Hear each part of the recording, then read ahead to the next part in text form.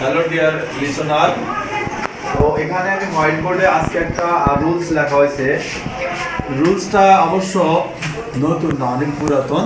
যে সমস্ত ছাত্র টেন্সে একটু উইক আসো এবং ট্রান্সলেট করতে ভুল হয়ে যায়, কোনটা প্রেজেন্ট ইনডিপেন্ডেন্ট টেন্স, কোনটা হচ্ছে সাবজেক্ট থার্ড পারসন সিঙ্গুলার হয়, এগুলো বুঝতে পারো না, সেগুলোকে আমরা স্পেশালি উল্লেখ করে দিলাম এখানে।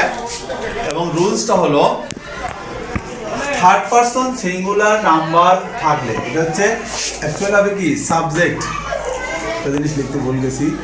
Subject third person singular number থাকলে এবং বাক্যটা যদি প্রেজেন্ট ইনডিফিনিট টেন্স হয় তাহলে ভার্বের সাথে এস ইএস যুক্ত হয়, ঠিক আছে?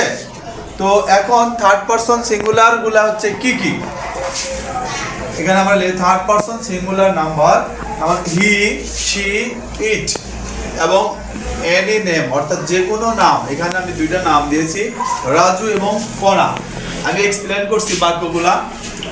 এই হিকে আমরা সাবজেক্ট ধরে যদি বাক্যটা কমপ্লিট করি, হি সিংস এ সং, সে একটি কি গান গায়, সে একটি কি গান গায়।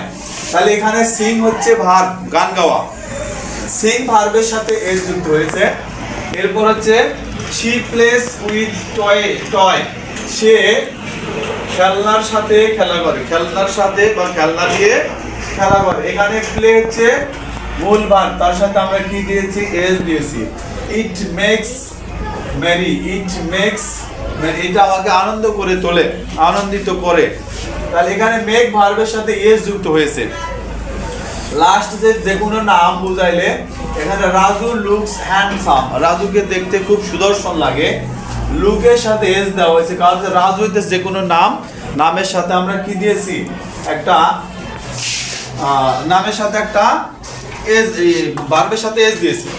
এরপর হচ্ছে কণা বিলিভস মি, কণা আমাকে বিশ্বাস করে, বিলিভ একটা ভার্ব, তার সাথে আমরা এস দিয়েছি। Thank you everybody watching my video.